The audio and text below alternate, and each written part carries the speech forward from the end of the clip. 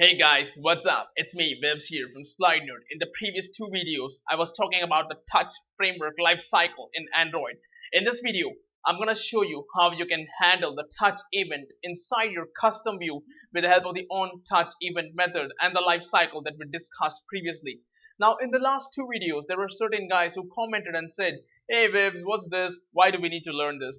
Now, here is the thing. If you plan to use an on-item touch listener to handle the click of a recycler view outside the adapter that is inside your activity or fragment, then you need to understand how the life cycle works, because the recycler view is basically a view group. It has children inside it. When you click on the children, you don't want the event to be forwarded to them. Rather, you're going to use the on intercepted touch event of the recycler view to handle that event within it. So enough said. We'll talk about it in the upcoming videos when I actually show you the recycler views on item touch listener and how it looks. In this video, let's focus on certain things at hand first. Now let's see how the life cycle is affected when we indicate that my view is interested in processing the touch event. All you gotta do is go here and just tap it once. And as you can see, a lot of methods are being called here. Let's take a look and try to understand the life cycle now. As you remember from our previous video, the first method to be triggered is the dispatch touch event, which is gonna go here, print the log statement that you see here on the screen, and then it's going to go to the super implementation at this point. Now super implementation is going to merely jump to my layout. It's going to call the dispatch touch event inside my layout here, and it's going to print the same statement for the action down, which is exactly what you see in the my layout dispatch touch event down. It's going to call the super implementation at the bottom, which is going to jump to the on intercepted touch event here.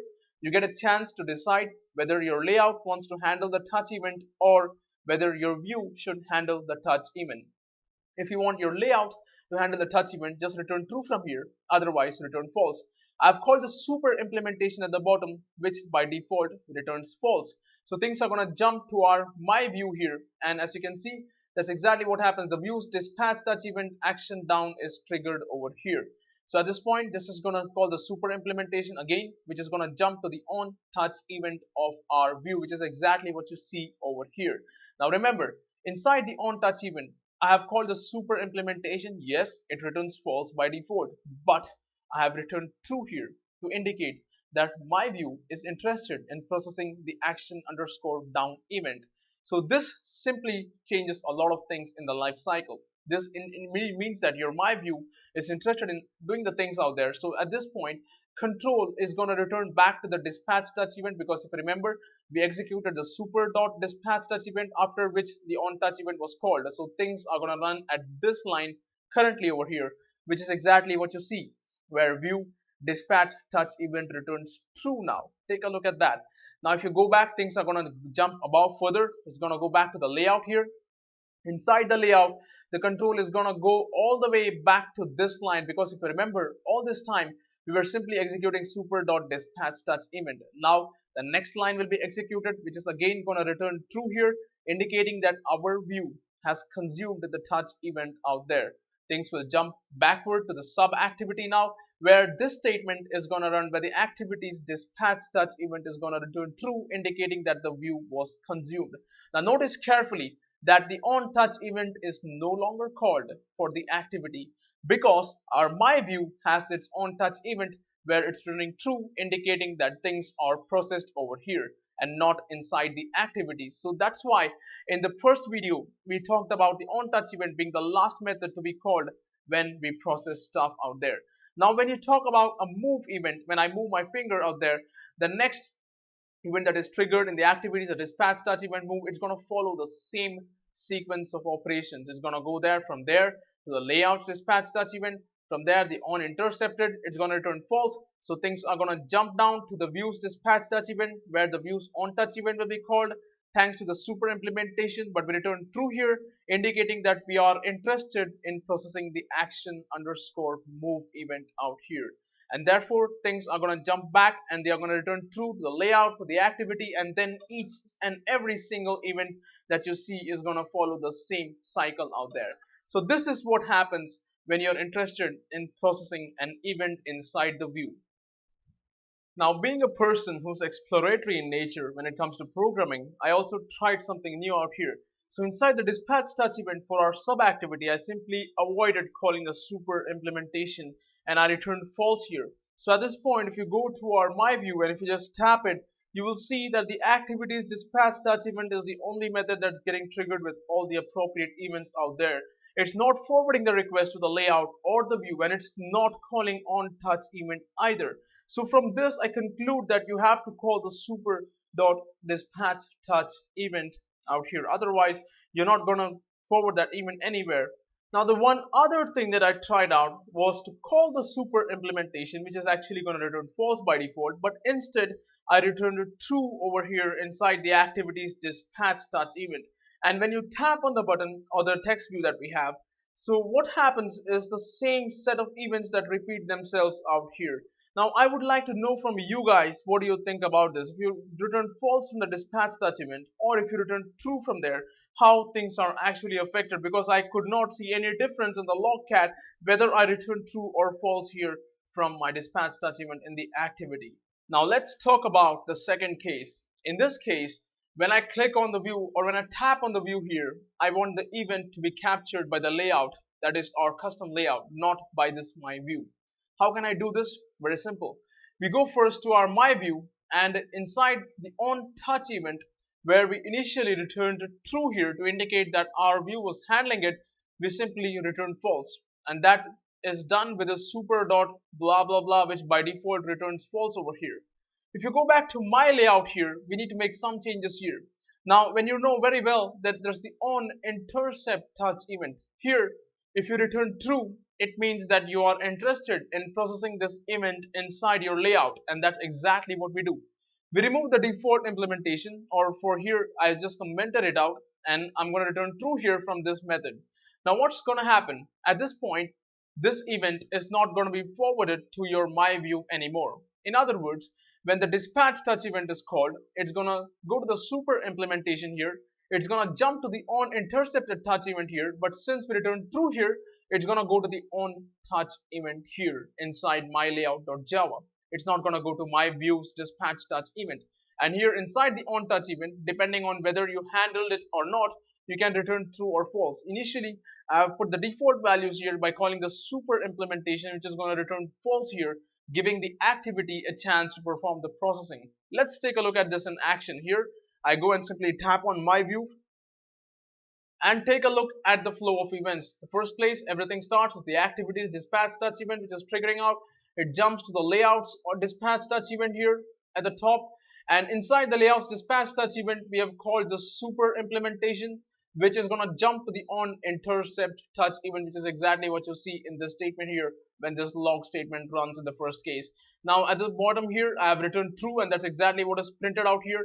And notice how the flow has changed now. It doesn't go to the my view anymore. It simply jumps to the on touch event of your layout now, where this event is fired, which is my layout on touch event down, which you see over here. At the bottom, the super implementation is returned, which returns false by default, which is exactly what you see here. And this simply means that your layout did not handle the touch event inside itself. So things are going to be forwarded back up.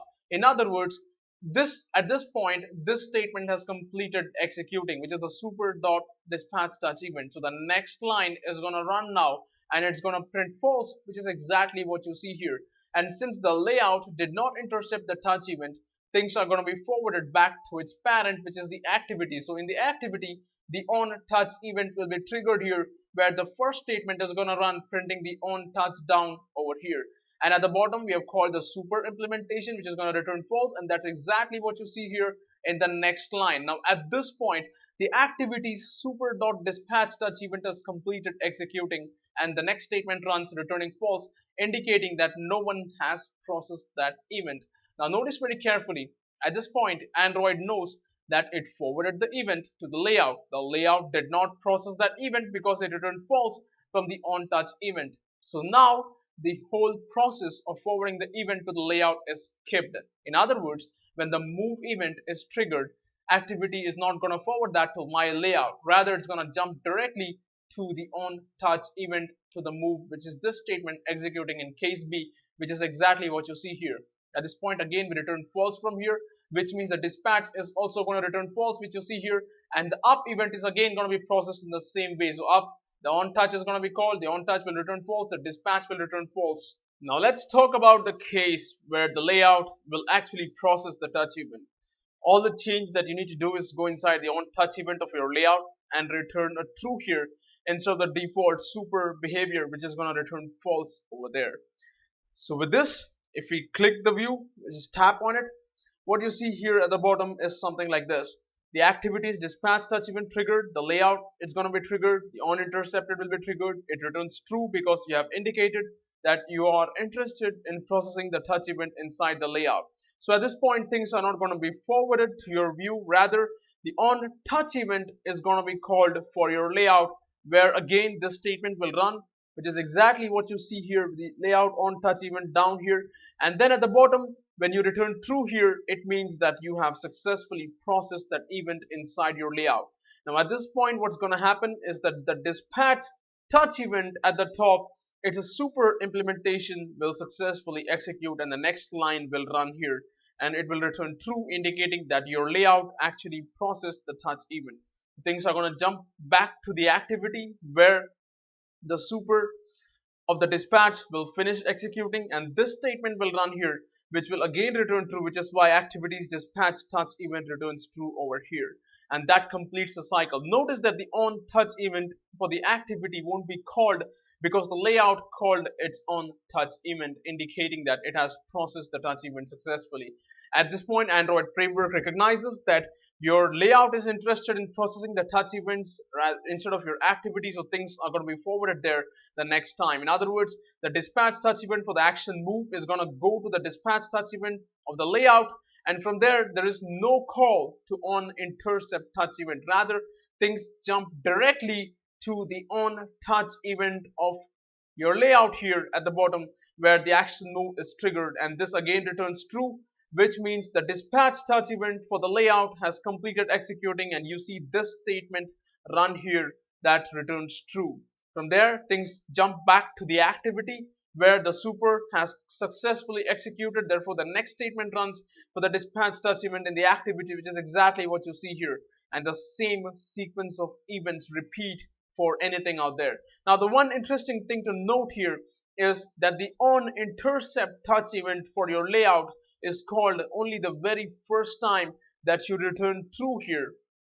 In other words, if you're processing the touch event inside your layout and you return true from the on touch event, then the on intercept touch event is not called for the subsequent touches out there. Take a look at this. The move doesn't call it, the up doesn't call it, and this concludes some very important things about how the framework skips steps which are familiar all the time. So if you have seen this video completely and the previous two videos as well, I assume at this point that you have a very good understanding of how the touch lifecycle works in Android. And this was a pretty advanced topic, and if you're going to research online, you won't find much on this except Chinese blogs that can talk about it. So there are people on Stack Overflow as well who are struggling and there is no proper answer. If you guys find such people, be sure to tell them about this video. You'll be making up some new friends in that process. So with this, I have covered how you can handle touch events inside a layout and a view. There are two certain things that are remaining before I completely wrap this off and move to the recycler view. One of them is how you can intercept the touch events on the layout and prevent certain events from reaching the child. The other one is how you can block the interception of touch events from the child using the request disallow on intercept touch event, which is an advanced technique which I'll be discussing in my next video. In the meantime, if you like what you saw, please like this video, share this video, subscribe to Slide Nerd, and let us know your thoughts in the comment boxes below. Thanks for watching. I'll catch you guys in the next video. Have a nice